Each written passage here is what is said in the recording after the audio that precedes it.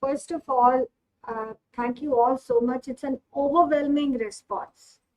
Overwhelming response. And I really thank all the my colleagues and my sisters. When I say sisters, is like behine, not nursing. I mean, I always say nursing officers. The seniors who have taken the immense job of actually sending out the invites and then you all coming here. Again, sincere gratitude. It's so heartening to see this. So this time, we do this world story. In fact, I think there is a day for everything in the world, isn't it? There is actually, I've heard that there's a World Mushroom Day also, for some reason, which was a revelation to me that you have a day. I think the reason days are done essentially that there is an overall sort of awareness amongst people in general of a lot of stuff. So when I read about the World Mushroom Day, then I realized a lot of things about these mushrooms. So it is essentially an awareness issue. When we're talking about health, I think we sort of understood the importance of health only when we went through this pandemic, isn't it? Because we all thought a lot of us feel that we are infallible, and that is true for medical professionals. Because I'm going to raise some very important questions, and let me start right now. How many of you have checked your blood pressure at least once in your lifetime? So I still see a lot of hands which are not there. So we haven't got, and I don't know whether Dr. Deepti or Dr. Ayush or Dr. Suhas have got their BP checked. So it is actually medical personnel who are most lackadaisical in terms of getting a blood test or even simple blood test. You all take blood pressure for a patient about probably 12 times in a day, but you won't have checked your own BP, because there is this tendency that I know what to do about it when I come to it. We are aware. And this is just the reverse of what public opinion of all of us are. They feel, ये तो doctors है, ये तो nursing officer, इनको तो पता ही होगा.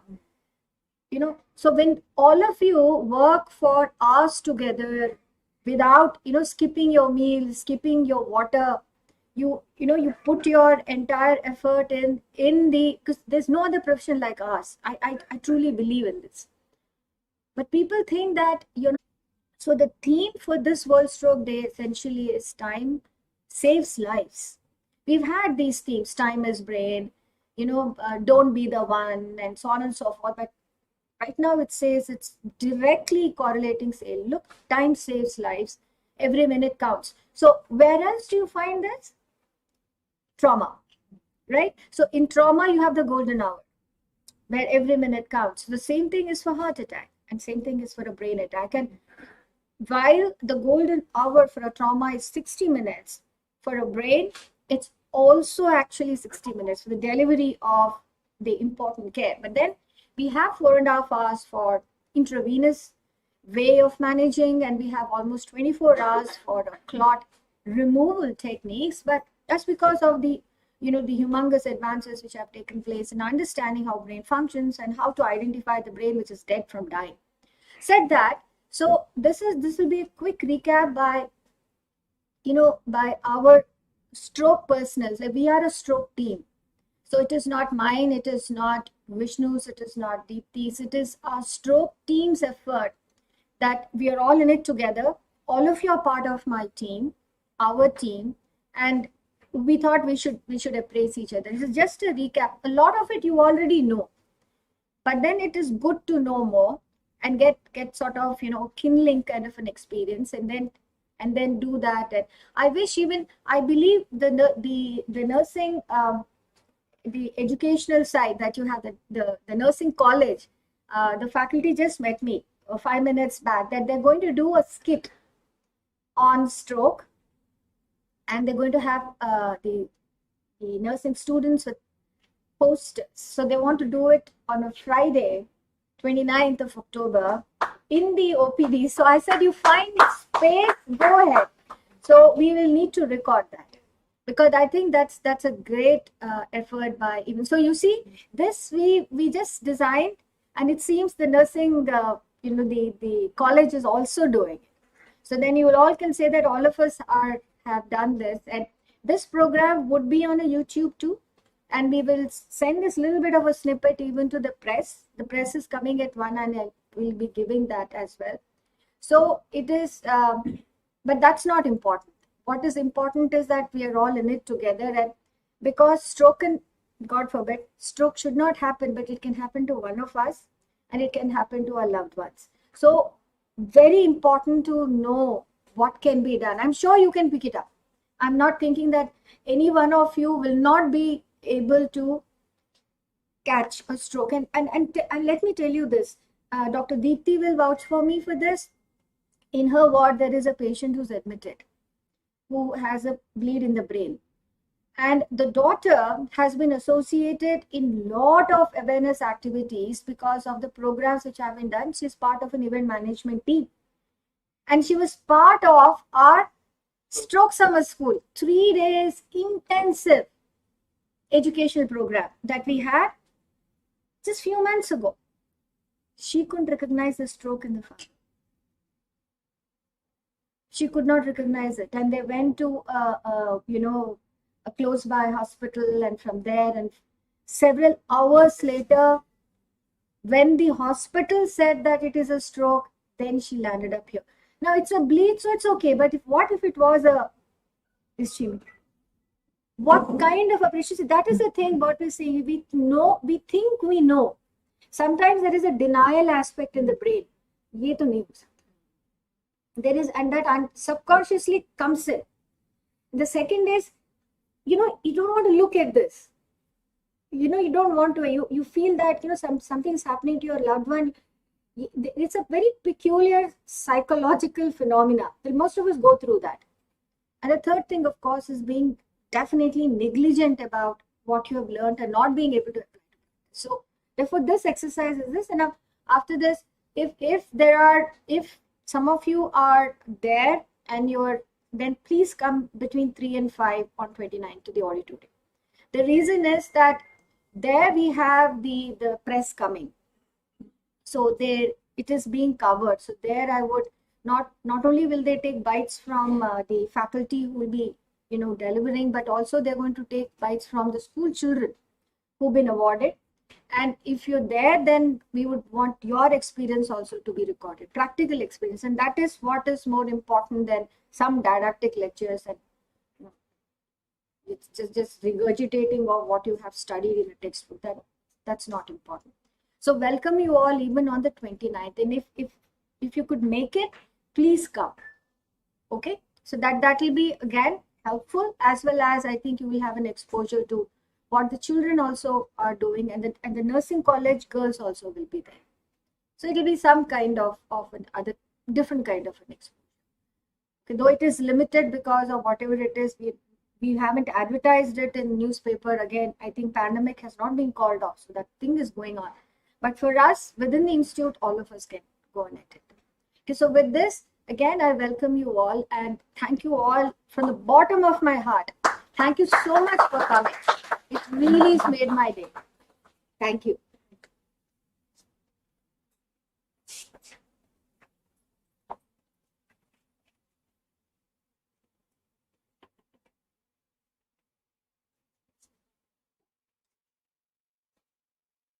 Thank you, ma'am. Good morning, everyone. It feels nice to talk to a full house crowd. I'll be dealing with the basics of stroke.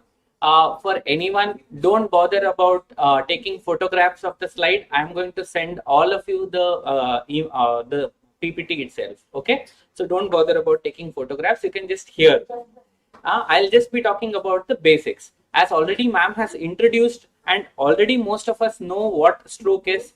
As ma'am said, we are all part of a stroke team. What happens is, if a patient may not come to us, may come to you to ask what are the symptoms of stroke, what can be done extra. I may not be able to talk to the doctor. So everyone should know what a stroke is.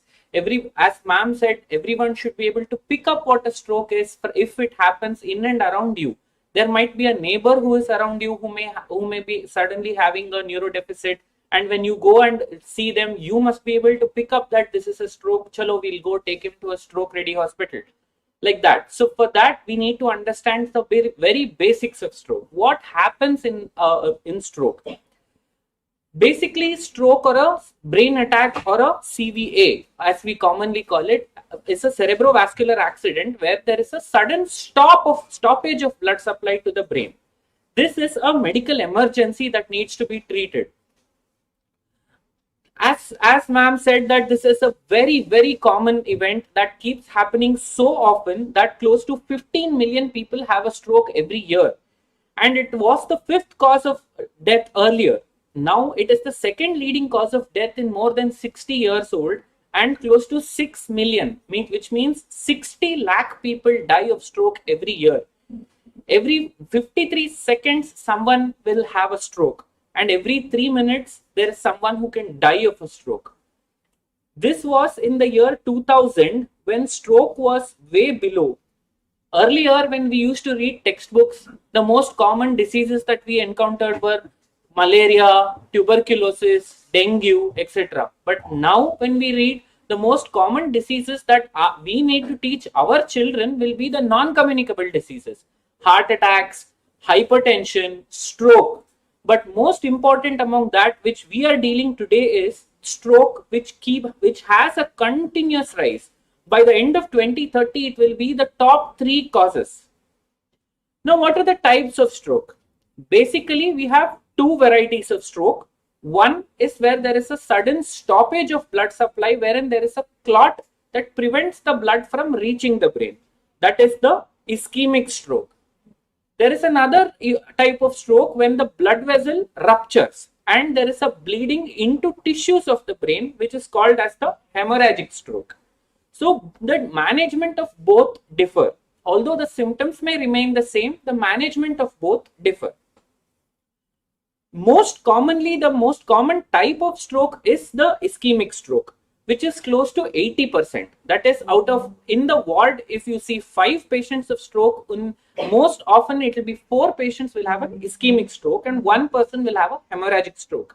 Now, ischemic stroke, that is the clotting of the blood clotting of the blood vessel in the to the brain, can come from anywhere. The blood clot can form in the vessel itself, which is called as a thrombotic stroke, or it can come from the heart.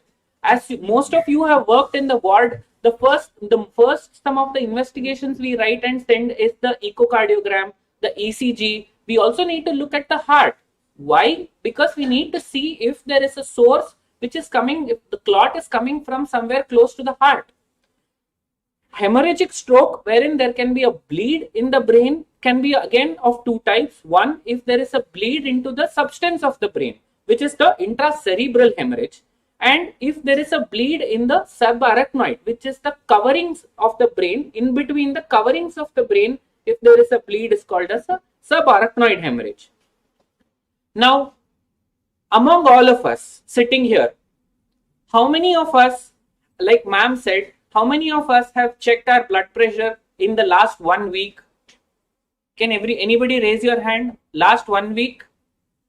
2 people. Last 1 month? Okay.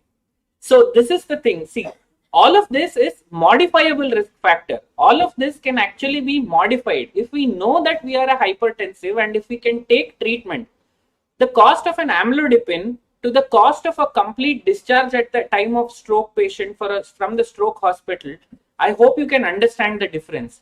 It is very minuscule. Treat before you actually get a stroke. These are the modifiable risk factors, of which the most important one is hypertension. Around you, if any, there are elders, if they come and ask you, sir, what should we do? What are the changes that we should do to prevent the occurrence of stroke in us? Please tell them, go check your blood pressure first. It is very important. Secondly, ask them to keep a tab, keep monitoring their blood sugars. Half of the people, when you prescribe a blood anti-diabetic agent, Most of them do not follow up with their blood sugars in your OPD. Then hyperlipidemia. Then most of us, cigarette smoking, alcohol, so many people, if you ask them in the OPD, sir मैंने छोड़ दिया, cigarette smoking छोड़ दिया, stroke कब हुआ, कल, cigarette smoking कब छोड़ दिया, कल. This is not the way, this is not how we prevent the risk factors. They actually need to be educated. The whatever pictures that we put of cancers that happening on the label of the on the box of the cigarette box, we need to put this thing of stroke also. Next, if there are other lifestyle factors, lack of physical activity, more importantly, there are other non-modifiable risk factors. The older we get, there is a higher chance we can get a stroke. Male gender, race, ethnicity, and family history of stroke. Now, what happens? This is for the very basic biochemically what is happening at the level of the brain. The moment the blood flow decreases, the tissues are unable to generate ATP. When the tissues are unable to generate ATP, the neurons begin to die. There are different levels. This is the most important aspect. Now, if there is a block, the early morning you get up, you open the tap in your kitchen, the water is not flowing. Then what do? Immediately you need to cook because the child has to be sent to school. So immediately what do? You go to the bathroom and see if the water is coming there. If the water is coming there, then that means the block is only in the kitchen. So you somehow manage with the water from there. That is exactly the reason you need to understand how much the water has stopped and from where else the water can be brought. That is the funda. Now, in the area of the brain where the blood supply has completely stopped, it is going to completely die. That region is called the core. But the area of the brain which is in orange, which is where the blood supply has reduced but not completely stopped, this area is called as the penumbra. This area can actually be salvaged back. This is the reason why that golden hour which ma'am said is very important. If there is a patient who comes, for example, a patient has come with a sudden onset weakness of the right upper limb and lower limb, and when you actually do the scan, the patient, the area of the upper limb involvement only is the core, but the area of the lower limb involvement is in the penumbra. And if you are able to give the thrombolytic agent, altiplase, tenecteplase, जो भी देते हो, the moment you give and the blood supply is re-established, the patient will be able to walk. Do you understand the difference? If the patient is not able to walk for his lifetime, then he is going to have a disability for life. If we are able to save the penumbra in that 1 hour, the golden hour, that is the most important crux of stroke treatment. What are the important D's of stroke care? Early detection of stroke symptoms. What are the common stroke symptoms? The moment you commonly see, the moment a person comes with, मुझे दर्द हो रहा है, छाती का दर्द हो रहा है, everybody knows वो directly you take him to the cardiology OPD. You know that he has a heart attack. But if I ask you, can any one of you tell me the symptoms of stroke? I can bet it more than 50% here will not know. Why? Because we don't know when to take the patient to the hospital, when to take the patient to a neurologist. That is the most important thing for us to recognize what are the symptoms of stroke. Secondly, what do? There is a neighbor who has developed a stroke. Next, what do? Directly call 108 or call the nearest ambulance and take them to a stroke ready hospital. Then most importantly, as soon as we take them to the triage, then what do we do next? Immediately, these are some of the steps that we will be discussing right now. Remember this acronym. Today for this seminar, remember this acronym. Be fast. You need to be fast. You need to remember be fast. Okay? Be fast is where the patient has loss of balance, can have sudden vision loss, can have drooping of the eyes wherein the angle of the mouth can become one-sided. He can have a weakness of the arm. He can have slurring of speech, essay. Then immediately if you notice any of these symptoms, even if the patient may not complain and if someone else is noticed, make sure you immediately call the emergency services and take them to a stroke ready hospital. If again, if someone asks you what are the symptoms of stroke, be fast. Got it? Be fast. The moment we take the patient to the triage, what do we do next? What should be done next? First, as we all know, any emergency patient, ABCs. Take care of the airway, breathing and circulation. And medical support. The patient's blood pressure is dropping. We need to somehow maintain the medical support, give him the IV fluids, maintain the blood pressure. Next, what do we do? The moment we know that this is an ischemic stroke, we need to thrombolyze. So, the role of intravenous thrombolysis and endovascular therapy I will be dealing with next. Patient has come, immediately there are few things that a stroke nurse or a stroke physician or stroke doctor in the emergency has to assess. GCS. All of us, we have seen it in our wards. In our wards, this has been pasted. But if, out of all the nursing staff here, can anybody tell me how many of you today saw the GCS in your ward today? Very good. 3 people saw today. See, that is the difference, because we need to make sure, even though we know the GCS, we need to keep revising all this. How is the eye opening? How is the verbal response? How is the patient responding? How is his motor response? We need to check it every day for every patient. Then the next important thing is this score called NIHSS. You would have heard this when in most of the files that would have been written for any stroke patient. This is a comprehensive scale where the NIHSS is a list of set of functions, neurological functions, with each having a different score. For example, this point number 4, facial palsy. If the patient has normal symmetric movements, you ask the patient to say E. If he says E and both the side is symmetrical, you give him 0.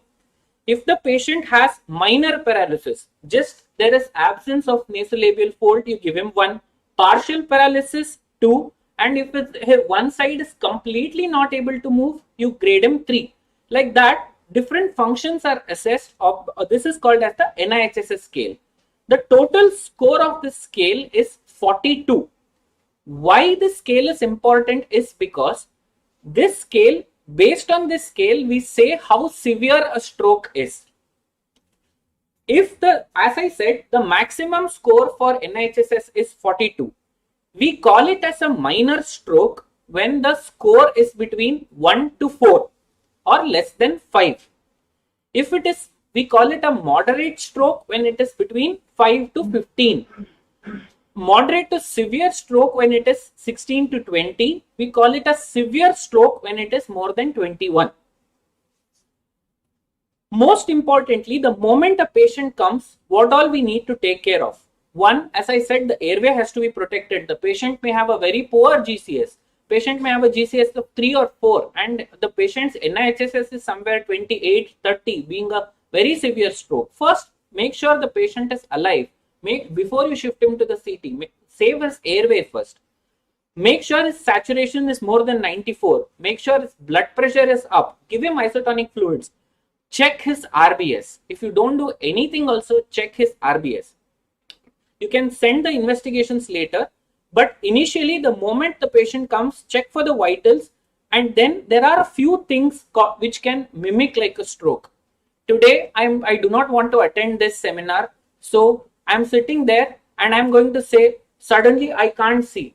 The person next to me, the sister next to me says, this is a symptom of stroke, chalo leke jayenge casualty.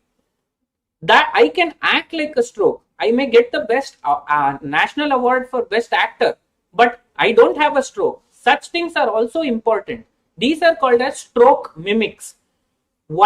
Sometimes a patient can have a headache, following which patient can have weakness on one side, called hemiplegic migraine. Second, following a seizure, patient can have weakness of one side of his body. This is called Todd's paralysis. This is not a stroke, but a stroke-like event. These are called stroke mimics. If there is a patient has a peripheral vertigo, we normally when patient can have actually present with a peripheral vertigo, which can also be a result of a posterior circulation stroke, or the patient can be intoxicated with some poison due to which he is unconscious and we don't know, which can mimic a stroke event, or patient can have a psychogenic disorder wherein there are other etiologies. Now the patient has come. Immediately, the first thing, what do you do in the casualty? Check for the vitals, check for the blood sugar, and immediately take him to the CT scan. Check for the vitals, check the GCS, NIHSS, check the RBS, take him to the CT. As soon as you take him to the CT scan, I'll be discussing the left half first. As soon as you take him to the CT scan, there are certain signs we need to look at. Do all patients need MRI? Definitely not. First, get a CT scan to rule out a bleed. And if you want to rule out a stroke, ischemic stroke, there are certain signs that you need to see. The 4 important signs I have highlighted here. One is focal cortical effacement. Second is focal hypoattenuation. Normally, basically look at if any area of the brain on CT is dark compared to the other side. Loss of insular ribbon sign, and this very important sign called dense MCA sign. This sign called dense MCA sign.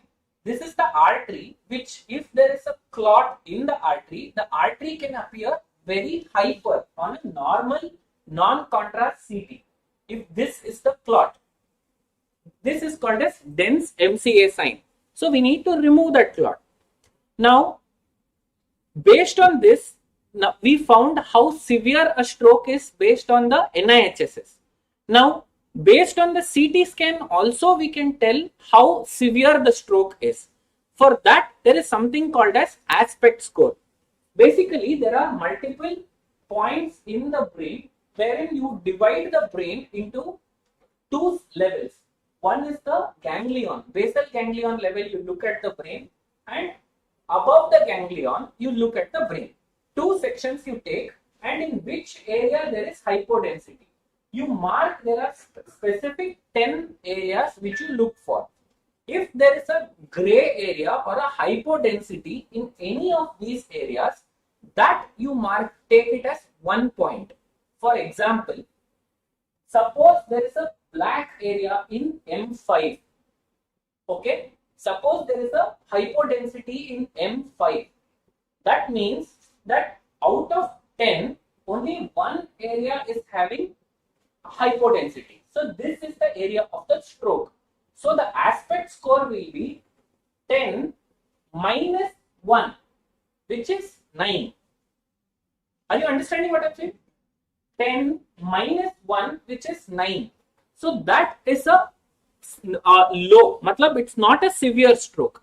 If the stroke becomes more severe, if more and more areas are involved, say for example, it is a big stroke, large MCA stroke, M4 is involved, M5 is involved, M6 is involved, then here M1 is involved, everything is involved. That means 8 areas out of 10 are involved, supposedly. Then the score is actually 2. You are getting my point? So the more severe the score, the more severe the stroke, lesser will be the aspect score. Got it? Wonderful. In the posterior circulation, again like that only, just like how I showed you in the anterior circulation, for the posterior circulation also we have a 10-point score. Okay, we need to look at the thalamus. For each thalamus we give 1 point. For each occipital lobe we give 1 point. For the midbrain we give 2 points. 2 points for the pons and 1 point each for each cerebellar hemisphere. Okay, total 10 points. If a patient has a unilateral thalamic stroke, say for example here, the aspect score will be very good. So again, larger the score, less severe the stroke. This is a large MCA infarct. You're getting my point. You understood this is the area where it is hypodense. Got it? Which I've just marked. Now, what is by definition, what do we call as a large MCA stroke? If normally the area of the brain artery supplied, which is supplying the brain, more than 1/3 of it is involved, then we call it as a large MCA stroke. Can you see the area of hypodensity here? Such strokes are called large MCS strokes. Now, the next question is, do all of them need to undergo MRI? Not necessarily. Why? Because CT is very quick. Can be done in seconds. MRI takes more time. Or diffusion sequence will take you 2 minutes. And CT is inexpensive. This is for people working outside. Madam, no need to take photos. I'll send all PPTs to everybody. Don't worry about it. Vessels, next important point is to look at the vessels. Because in the CT scan, to look at the vessels, we need to do a angiogram wherein we need to put a dye. Whereas in the MRI sequence, there is a type of sequence called time of flight wherein we can do the angio without giving the contrast. Now, very quickly coming to thrombolysis. The importance of the golden hour. The importance of the golden hour. As ma'am said, the stroke has to be treated within how much time? Very good. Ideally has to be treated within 60 minutes. What is the goal of giving the agent is to save that orange area which I showed, the penumbra. Very good. Not the core. The core is already dead. We can't do anything about it. We have to save the penumbra. Now, if we take more and more time, that means the core is going to become more and more bigger. The penumbra is going to be very much more smaller. So the earlier we give the agent, the thrombolytic agent, the more benefit we have. As the time progresses, the benefit and the benefit begins to come down. So we need to ideally treat it as early as possible. The highest limit that we take is usually the 4.5 hours. Okay. Now, what are the two agents that we have right now? All of you in the ward know that we have two agents which are available in the ward for thrombolysis in stroke. One is tenecteplase and alteplase. Now, alteplase is the one which is worldwide recommended for the use in stroke for up to 4.5 hours. But tenecteplase is no way inferior. You can use tenecteplase, but in India, it is recommended up to a period of 3 hours. If a patient comes to you within 3 hours, you can still give tenecteplase. The cost of tenecteplase compared to alteplase is definitely lower. Current recommendation is 4.5 hours. Now, next question is, now you see a patient, for example, an old man who is going to get up in the morning, okay, who is going to get up in the morning, and he is going to develop, he is going to say, at the moment he gets up in the morning, he is going to say, I am not able to move my right upper limb, lower limb. This is at around 4 a.m. when he wants to go to the bathroom. So you don't know what time the stroke has happened. He has slept at around 12 o'clock, but you don't know what time the stroke has happened. So in such cases, it is around, by the time he is brought to the hospital, it is say around 5 o'clock in the morning. Ideally, last we have seen him normal at 12 a.m. in the night, just before he slept. But he got up at 4 o'clock for the bathroom. It was 4 hours. By the time he came to hospital, it is 5 hours. He has crossed the limit. But now what do? Do you thrombolyze or not? For such cases, such cases are called as wake up strokes. The moment they wake up, they develop a stroke. You're understanding what I'm saying? The moment they wake up, they have noticed a stroke. You don't know when the stroke has happened. For such cases, we do an MRI wherein two specific sequences we need to look at. One is called the diffusion, second is called the flare. This is the diffusion image. This is called the flare image. In the diffusion, if you find this area of which is bright on diffusion, this is the area of the core which I showed you before. This is the area of the core. Now, if you do the flare, this is not seen. In such cases, when there is a mismatch, are you understanding what I'm saying? When there is a mismatch, there is a bright area seen on diffusion, not in flare. This is called diffusion flare mismatch. Such cases you can thrombolyze. Whereas if in second instance, for example, there is diffusion also is hyper, it is bright, flare is also bright. There is no diffusion flare mismatch. In such cases, you do not thrombolyze. Did you understand?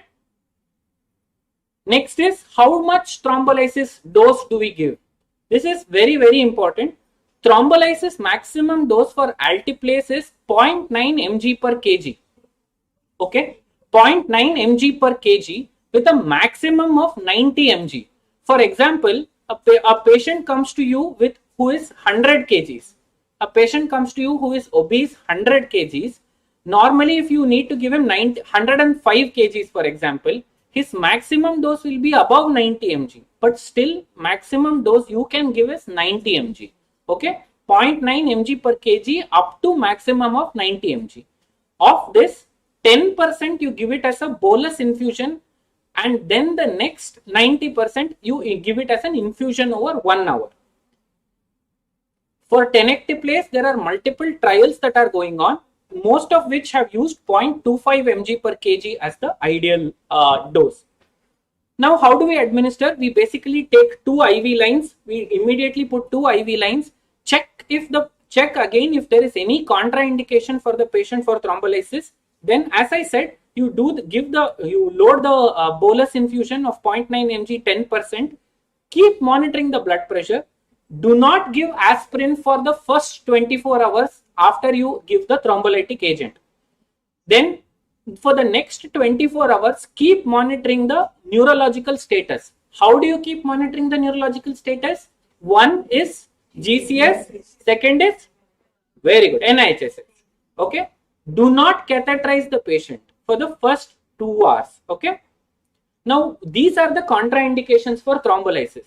Don't worry, this may not look very clear. I'll send the PPT to everyone. The blood pressure target that needs to be maintained is less than 180 to 110. When before you give the thrombolysis, there are various drug options that you can use. After you give the thrombolysis, keep monitoring the patient every 15 minutes for 2 hours. For the first 24 hours I'm talking. After that, every 30 minutes for the next 6 hours, and hourly for the next 24 hours. At the end of 24 hours, repeat another NCCT to see if there is any bleed. In between, if the patient has worsening of symptoms, immediately do the CT scan. What are the complications? The patient can develop a bleed which can be in the brain or anywhere in the body.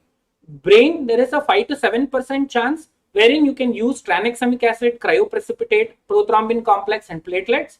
And systemic bleeding, depending upon where the bleeding is, you can manage. There are other very rare type complications like orolingual edema, which can be managed accordingly. But most important is after 60 minutes, you have given the thrombolytic, you have given the altiplase or the tenecteplase. Patient did not improve. Patient still has a clot. Then what do you do? Next, you take the patient up for thrombectomy or not is the next question. You can go into the vessel, take the clot and come out and see if the patient can improve after the clot is taken out. So, who are the patients that you select for thrombectomy? For that, you do a CT angio, MR angio, and then you look at the time frame. For doing the thrombectomy, endovascular thrombectomy, now the guidelines have been extended for a period of 24 hours. Please remember, up to 1 day, if all other conditions are favorable, you can do thrombectomy for 1 day. So importantly, thrombectomy, next question is, do they give general anesthesia? Not necessarily. You can do a thrombectomy in conscious sedation only. There is no need for general anesthesia. Just like how they put a femoral line, you just puncture the femoral artery and you use a solitaire retriever. This is just a video of how they do a thrombectomy.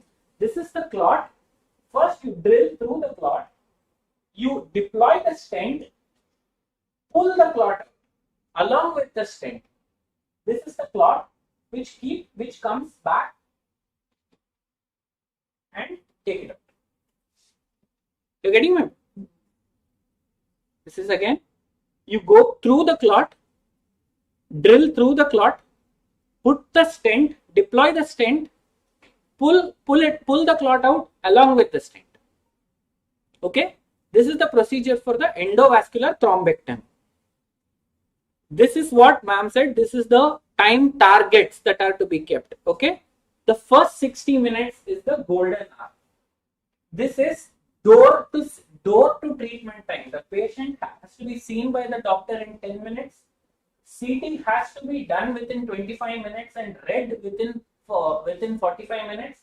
And the thrombolytic agent has to be, if it is an ischemic stroke, the thrombolytic agent has to be given within the first 60 minutes. If there is any other problem, then we can assess up to next 24 hours. I have described in detail. Next, what are the steps to be done will be discussed in the next. Thank you very much. So, good morning, everyone. Anybody from outside neurology? Because we had invited the entire center nursing staff. So, सारे लोग neurology से ही हैं? Neurosurgery से हैं? Neurosciences, cardiology भी है. Okay, so, huh? Okay, very good. So I will try to make it very simple. Dr. Suhas has rightly pointed out that his area which he had to cover was that not only are neurosciences nurses identify stroke, but as a nursing fraternity, we should be more aware than the general or the lay public about how to identify a stroke. Because if we are able to identify a stroke, we will be able to reach out to the best medical services and salvage the precious brain within time. That's one.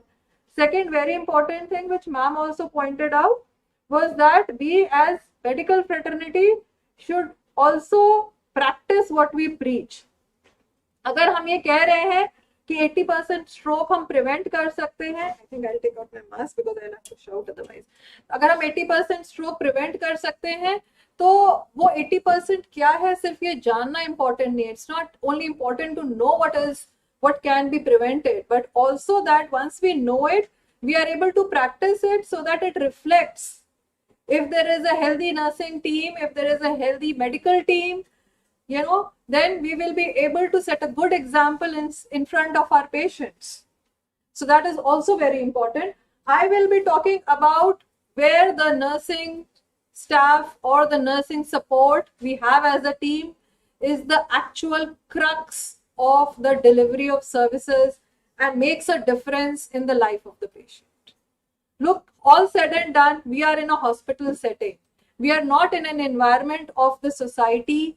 We are at our homes where we are in contact with the bigger, surroundings and planet and system and otherwise. But yes, in our professional world, we are inside the hospital and we meet people who have already suffered from the disease. Now, what can we do to save whatever we can for them is where the nursing staff is of vital importance, the paramount importance. We can instruct everything, but if it doesn't get delivered in a kind and nice and the correct way, it will not create the same impact. So the most important questions, is there a threat to life?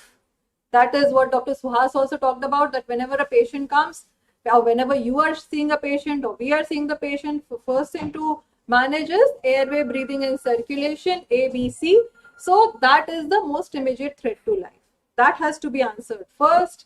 Then what are the warning signs? Now this for the nursing staff is very important, whether you are stationed in the ICU, whether you are stationed in the HDU, and even more important when you are stationed in a stable ward.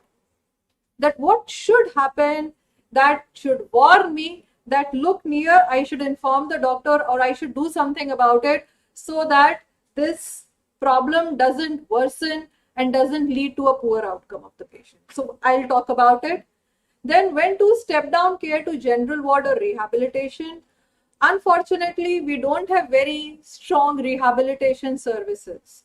Around the world, there are rehabilitation hospitals. Sometimes we also feel bad for the patients that because of the shortage of beds, we have to discharge patients even when they are on a trolley, even when they are on a wheelchair, because we don't have proper rehabilitation services by which they get the confidence that with this level of disability they can be taken care of at home. But what can we do? Even if we don't have rehabilitation services, we can give the family and the patient the confidence that whatever is being told to them during their hospital stay is good enough, fair enough, so that that can be taken care of. Or if that is taken care of at home, then they will be able to make their patient, make their loved one safe, as well as expedite their process of recovery. That is what we can do, and we have trials also which show that if a good home care is taken by the family instead of a rehabilitation center, that can be as good as a rehabilitation center care.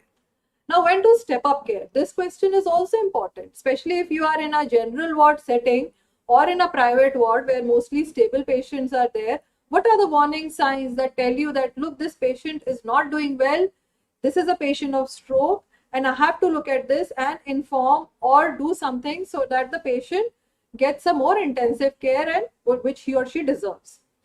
And what makes the difference? That's the final question. Is it the stroke unit bed or the mindset?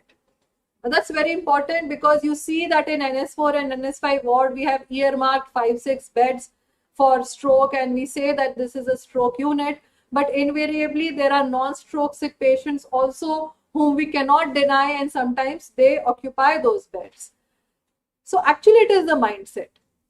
And the whole difference that the stroke unit makes in the difference of care between a stroke patient in a given hospital is not just the physical bed there, but also the care that we are providing extra to those patients if they have stroke. Now, we had stroke earmarked nurses also. We gave them some training, but I would encourage that all of you should at least be aware of what minimum things should be done in a patient with stroke, so that there is no problem of taking care of a patient who is admitted in the AIMS services, even if he is not fortunate enough to occupy those 6 beds within the stroke unit. Right. So first I'll talk about, is there threat to life? So Dr. Suhas talked about blood pressure monitoring, heart rate monitoring, respiratory rate monitoring. Look, all our patients are on monitors, yes, in stroke unit, and they're beeping away all the time. What you can pick up as a nursing staff, the doctors and the patient's relatives, they are there a lot of times, but the patient's relative is a lay person. They would not be able to understand what is going on, and they would be baffled most of the times. The doctors would come at repeated intervals, but they would not stay. We have made a special arrangement where there is a desk for the nursing staff also within the stroke unit, so some of them can be actually stationed in that, physically stationed there.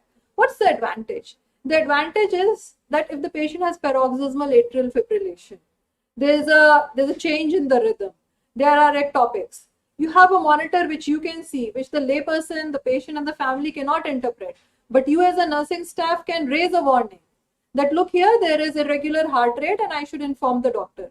It makes a sea of a difference, because the management of atrial fibrillation related stroke and a normal rhythm related stroke are quite different. And that is where your role is so vital. We do a 24-hour Holter monitoring, which cannot guarantee that it will pick up all types of irregular heart rhythms. But the patient is staying in the stroke unit 24/7 for the next 5, 6, 7 days. And that gives us so much opportunity for the people who are around to pick up if there is any problem in the rhythm. Then the respiratory rate is also important, because these patients sometimes, if they're very sick and they are in the cubicle, and if there is tachypnea, then you can inform and warn that this patient might require intubation. Intubating a patient when the patient is at a later stage is fraught with more damage to the brain. Usually these patients should be electively intubated well in time. Blood sugar monitoring, temperature monitoring, intake output monitoring, these cannot be ever underplayed. They are important for all patients. So what is so important in stroke? What is important and special in stroke management is that there are set guidelines or limits within which patients have known to be having a better outcome. So if the blood sugar levels are kept, around 160 to 200, we know that they'll have a better outcome. So we try that. We do a more intensive monitoring. Instead of, just before meals monitoring, we can do a 4-hourly monitoring. Similarly, for blood pressure, if there is a sudden surge of blood pressure or if there's a sudden drop in blood pressure, that becomes a warning sign, even if the patient is the same, that something is happening in the brain which might reflect clinically later. So if such a thing is happening, then you have to inform and take charge immediately. And Dr. Suhas talked a lot about the effect or the magical effect of alteplase, telecteplase, things which lies the clot. Now that is a wishful thinking, that if the clot is there which has caused the stroke, if that clot dissolves and the brain is salvaged, then you have a win-win situation. Unfortunately, by the time the patient has come to the stroke unit, the part of the brain which had to be damaged has already been damaged. What we can prevent is the areas around it to have further problems, and the patient in general to have a better vital monitoring all the time so that the outcomes are better. And it has been very clearly shown that if you monitor 3-4 things, fever, okay, intake output, blood sugar, and the blood pressure, it has more impact on the recovery of the patient than just alteplase or tenecteplase. So if that effect helps you 10%, this will give you additional 30%. Now, if you can provide 30%, even if the patient has lost, that 10% chance, it's worthwhile. And you're doing a better job and a better service than even if the patient, has come to you beyond 6 hours or 7 hours or even 24 hours. So that is the difference which a good nursing care can make. So how this care is different from ICU care, I had touched upon it in the previous slide as well. So in addition to the GCS care, one is that you also monitor something which Dr. Suhas talked about is the NIHSS. That is different because it goes into a little more detail about the exact deficit that the patient is having and what you monitor. Then there is special monitoring care which you require in post-thrombolysis or thrombectomy care, which you need to be aware of, that for the first 2 hours you monitor every 15 minutes, then you monitor for every 30 minutes, every 6 hours, and then you keep on monitoring very intensively for the first 24 hours because the chances of a rebleed are more. The chances of any recurrent event is more in the first 24 to 48 hours. Now, there is a special group of patients which are again exclusive to stroke patients, which you see in your stroke units and ICUs, which are post-surgical patients. There are a subgroup of stroke patients who require emergency surgical care. And these are patients in whom there's a big stroke. Yes, we had a photograph in which there's a big MCA infarct. And in that, these patients have a life-saving surgery, which is called a decompression surgery.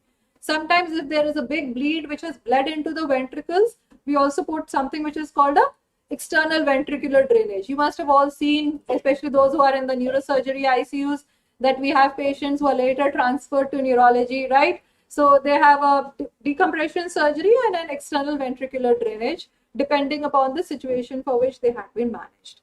Now, these patients also need to be specifically managed for these post-operative situations. So for an EVD, we should know at what level it should be kept, what is the normal drainage volume that should be there. In post-decompression surgery, what is the positioning of the patient that should be there? If there is no bone on one side of the brain, how should they be positioned? So these are very exclusive and special situations which are there in post-stroke patients only. So if you are taking care of, a stroke unit, these are things which you need to be specialized or knowing about it specifically. Then positioning or changing of the patient according to the intervention, then I already told you. And then very, very simple but important thing which I keep finding is that on the parallelized side, please don't put a cannula, because there the muscle tone is down, the venous return is decreased, they are more likely to have venous pooling leading to thrombophlebitis. And if especially, I've also seen in the paralyzed limb, it has been put even in the lower limbs, that is fraught with so much of danger of this patient having a deep venous thrombosis. So the IV cannula, the IV lines should always be on the non-paralyzed or the normal side. Yes, if you're not getting it on the normal side, don't put it on the paralyzed side. Let the patient have a central venous access, but you should not put it on the paralyzed side, because that has problems. Then these patients are obviously immobile, so they're more prone to pulmonary thromboembolism as well as decubitus ulcers. Now, these are two things which are benchmarks of good nursing care. If the patient doesn't develop a decubitus ulcer during hospitalization, that I would say is a litmus test of a good nursing care. Yes, yes, everybody agrees with that. Correct. So patient should be positioned properly, patient should have proper hygiene so that they do not develop decubitus ulcers. Then what are the warning signs? This, if you are in the stroke unit, you should know. One is any change in vitals. Any change in vitals, that could be heart rate, that could be respiratory rate, it could be a sign of a lot of things. But if you have picked it up, you have to notify it, not only document it. I feel that, your documentations are really good, but when it comes to, really transferring it to implementation, there's a communication gap which needs to be bridged. So if you're finding something, of course, document it, of course, note it, but also inform the team. We are a team here. We need to think and act together. It should not be if you're thinking something else and somebody else is thinking something else, and we think that we are going to act together, that will not be possible. Then we'll be acting differently, and then we'll be not working as a team. So if you find any problem, if you find any change, then you have to notify it to the team. Then unable to maintain saturation is always a late sign. It's too late to inform when the patient's saturation is dropping. More often than not, this is the time when, especially in the wee hours of the night, when there is a crunch of nursing staff, when there is one nursing staff for 5 patients, that is what happens. But ideally, even that nursing crunch can be, we can make up for that basically if we see that there is any sudden tachycardia or tachypnea. If we are notified at that time, if we take action at that time, then probably we will prevent ourselves from getting here and emergently intubating the patient. Then change in the sensorium. The change in the sensorium means that there is definitely something which is amiss, something which needs to be taken care of immediately. Not only you have to inform the treating doctor or the treating team, you also have to make arrangements for shifting this patient for an urgent CT scan. So, look for the orderly, look for the oxygen cylinder, try to, call for help. That's important. Okay. Now, when to step down care to general or rehabilitation? This is important in 2 ways because this is never emphasized enough. Because we as doctors and we all as, part of the team which is treating stroke patients, all that we think about is threat to life. We also, we kind of forget to think about what the patient and their family's perspective is towards that illness. They are thinking of the future. They are thinking कि अब इसके आगे क्या होगा, ये कैसे ठीक होंगे, ये कब ठीक होंगे, ये कब बोलना शुरू करेंगे, ये कब खाना शुरू करेंगे, ये कब चलना शुरू करेंगे. Now again, if there is a mismatch of perspective, right, that the patient's family is thinking all the time कि ये तो बेहोश है, ये तो बोल नहीं रहे, इनको जितनी भी दवा चल रही है उसका कोई फायदा नहीं है. Don't they talk to you sometimes कि इनका कुछ फायदा नहीं हो रहा है, ये ऐसे के ऐसे ही है. Yes, vis-a-vis, we are thinking, okay, in which physiotherapists have the vital role here, but yes, doctors, nursing staff, they also have a vital role because physiotherapists will tell the exercises for 10 minutes, 15 minutes, maximum 20 minutes. If they have a doubt after that, whom are they going to ask? They're going to ask you. They're going to ask the doctor. So we all should be very, very proactive and helpful when it comes to that. You have to sensitize the patients and the caregivers. Now you have managed the patient very well. There was no bed sore. Patient comes to the OPD 1 week later with a big bed sore. What have you done? You have done a good job, but not good enough. Not good enough because whatever you were doing, you have to, kind of run a running commentary. In the situation where you have the advantage of a family member, a very close member, usually a spouse or a son or a daughter with the patient, that देखिए इनको घर पे भी ले जाएंगे तो ऐसे ही करवट कराना है, इनको हर 2 घंटे पे इस तरीके से करवट बदलनी है और इनका ये पीछे पसीना नहीं इकट्ठा होने देना है, इनकी बेडशीट ठीक रखनी है. So all those things, they are very flustered at that point in time. They have too many things on hand, the family and the caregivers. They have to take care of the money which is being spent. They have to take care of the house which is left without the primary earning member and the caregiver. So they have a lot of things at hand, and they might not pay attention till the time you don't point it out to them. So when you are feeding the patient, you're putting rice tube, you're taking care of that, you're taking care of the oral hygiene, you're taking care of the bed care of the patient, you're trying to dress up the patient, change the patient's position. Then at that time, it is very important also to keep on talking to the patient and their family that this is how they are supposed to continue to do it even when the patient is discharged. And let me tell you, it makes a lot of difference. It makes a hell lot of difference, because when the patient comes to us after 1 month, 2 months, we know that the patient has been taken care of nicely just by asking 1 or 2 simple questions. कि patient की पीठ में घाव तो नहीं बना है, patient को बुखार तो नहीं है. If they have taken well care of these 2 things, they are going to recover really well. And you, as the person who was taking care of these patients in the stroke team, in the stroke ICU, can sow the seeds of that good care right from the time when the patient is admitted. And there is no replacement. The other very important thing is, we are all hard pressed for time, but empathy is important. Empathy means if I was in their place. Sympathy ki बेचारा बहुत बुरी स्थिति में है, खराब है. Empathy is one step ahead of sympathy. Empathy is if I was in that place, if I was next to the patient who is on a ventilator. So empathy makes a lot of difference. If the patient's family gets that signal that you are empathetic towards them, half of the problems, half of the fights, half of the complaints with the patients are solved. And that is one thing which can also make up for a lot of human errors which are done because you have paucity of workforce. कि अच्छा इसका blood sugar तो लेना था, अरे 2 घंटे हो गए मैंने check नहीं किया. You can go back and say अभी मैं ले लेता. But if there is no empathy, then that whole connection gets lost. Then even an error of 5 minutes is bad, sounds bad.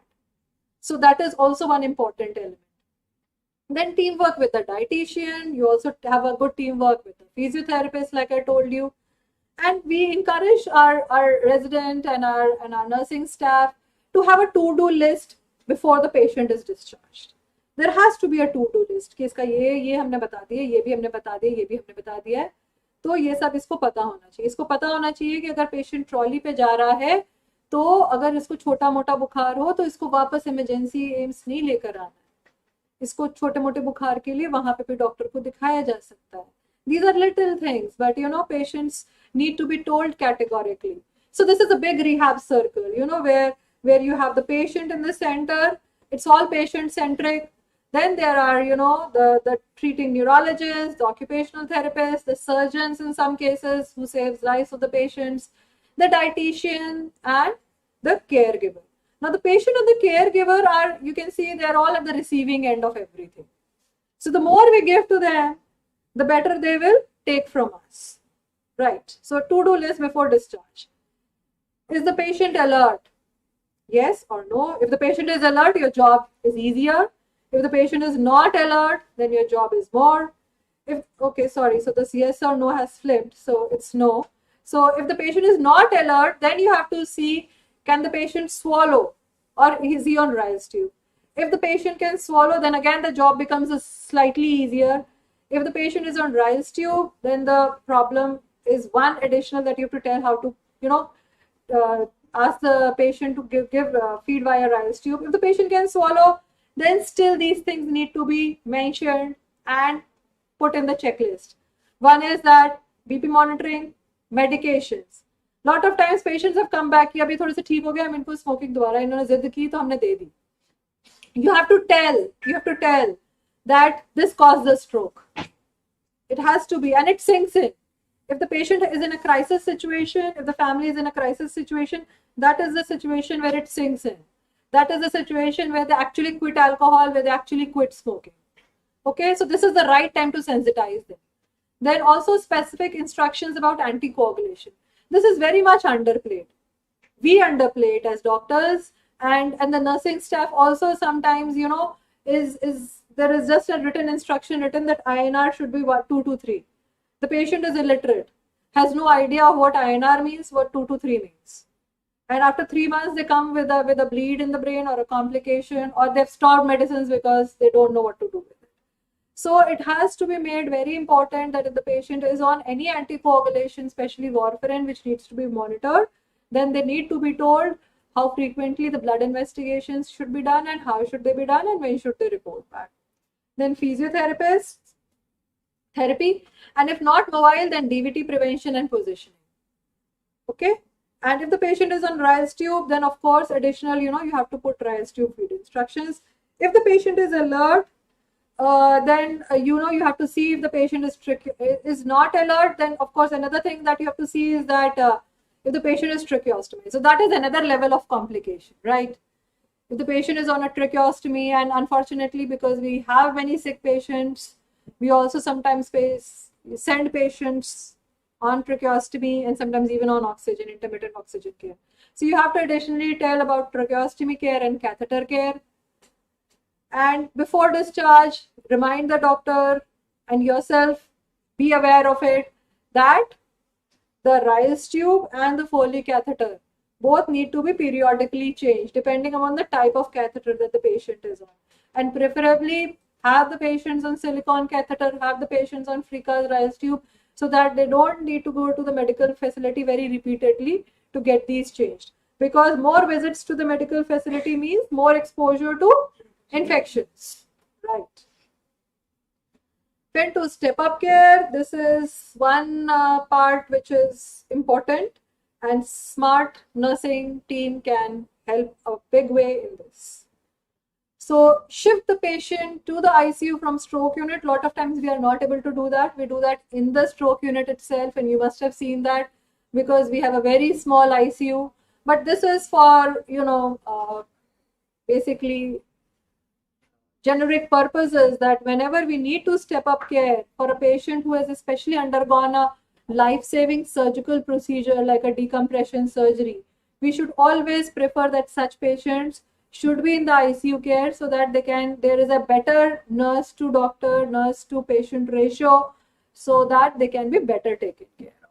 So obviously this translates into better ventilatory care. So if you think that you are not able to provide the optimum ventilatory care in the ward, then you should push that this patient requires more monitoring, probably requires sedation, because the ventilation is not getting optimally controlled with whatever measures you are doing in the stroke care. Then immediate post-op period. Sometimes I told you, patients who have undergone decompression, who have undergone external ventricular drain, they are exposed to, if they're exposed to, a lot of infected patients in the cubicle, in a crowded cubicle, they are more likely to have post-surgical infections. And all the nursing staff which has been working in neurology, neurosurgery, cardiology, any other department across this hospital knows that the problems are not usually of the stroke itself. It is usually related to the care which is given in the post-op period, leading to hospital-acquired infections. Patients usually don't succumb to immediate, stroke-related complications. They eventually succumb to ventilator-associated pneumonia, to septicemia, or hospital-acquired infections. So those are things which can be prevented if the patients are in a better environment where they are better isolated from such infections. And then, of course, complications requiring interventions and unresolving sepsis or hyperglycemia or hypotension. Usually it is a combination of all. A patient who lands in sepsis also lands in poor blood pressure control, also lands in refractory hyperglycemia, also lands in, electrolyte disturbances and kidney failure. And then there is this cascade of complications coming up. So if you see that happening, then probably we need to raise an alarm that the care needs to be stepped up. And then, of course, the last and the most important part is, of course, the mind and the mind. There's no, doubt about it. We know that there are elegant trials which say that stroke units work better than a general ward, definitely. But they are the same beds. They're the same people. What makes the difference? It's the mindset, right? And of course, it also means that if we really need to make a difference, we should also push that if we need to manage sicker patients of stroke, then we need to have a better nurse to patient ratio. Then we also need to have a better bed spacing. But all those things within the constraints that we work, as long as we have good awareness about them, I think we can make a difference. And over a period of time, I think the institute is working towards, getting there. So let's hope that we get more specialized care and more HDUs. So high dependency in specialized care, impact of stroke unit on long-term outcome. So it's not only that you discharge the patient or you change the mortality rate. So, out of 10 patients who are there in a normal stroke unit care, in a normal general ward care, let's say, you could save 6 out of them. And in a stroke unit care, you could save 8 out of them. So you saved additional 2 from dying. But patient's family, like I told you, don't look at that as the outcome. For us, the patient has survived, looks like a good outcome to us. For them, 6 months later, they come with the patient on a trolley and they ask us, कि पता नहीं ये कैसे भुगत रहे हैं, So we also have to take care that can we make a difference in their long term? Can we do that? And yes, we can. I told you that if the intensive care is good, then the recovery is definitely going to be better, right? So it is driven mainly by simple things, not a rocket science. It is driven mainly by controlling of vitals, close monitoring of respiratory functions. If the patient doesn't catch and doesn't get aspiration pneumonitis, doesn't go on a ventilator because you've done proper suction and positioning, this patient is going to walk down to you after 3 months, 6 months. Vis-a-vis the same patient who aspirates and then develops ventilator-associated pneumonia, even if you are able to save the life of a patient and discharge him on a tracheostomy tube, he's going to come on a trolley. So you've made a difference. You've just made a difference by good positioning and good care of the patient, and timely intervention and aggressive monitoring, and of course, sensitization. That's very important, and that's very exclusive to our center, let me put it that way. Because around, you'll not find it in textbooks. You'll say कि अच्छा patient को rehabilitation के लिए भेज दिया. We don't have that luxury. We have a setting where the rehabilitation and acute care go hand in hand. Both go together. But when both are going together, let us make it the best that we can, right? So, final common pathway of implementation of science. We know the science, but we also should understand that implementation of that knowledge and empathy towards the patient makes the magic. Gives that Midas touch, if you were to say. The only pathway for personal healing and compassion, and there's no substitute to it. And it includes the whole big team, doesn't include only doctors and nurses and physiotherapists. It also includes the patient in the center and the caregiver also with them. That has to be understood and impacts not only acute outcomes, but long-term quality. So I'll be very happy to take any questions. Thank you. I thank everyone who has participated. I hope all of you learned something today. Yes? Yes, very good. And all of you are going to receive your participation certificates, and please kindly give us your email IDs so that we can mail it to them personally. And any questions, any feedback, we'll all be in the ward, and when we mail you, you can give us a feedback back. Okay? Thank you. We have snacks and tea arranged outside. Thank you so much.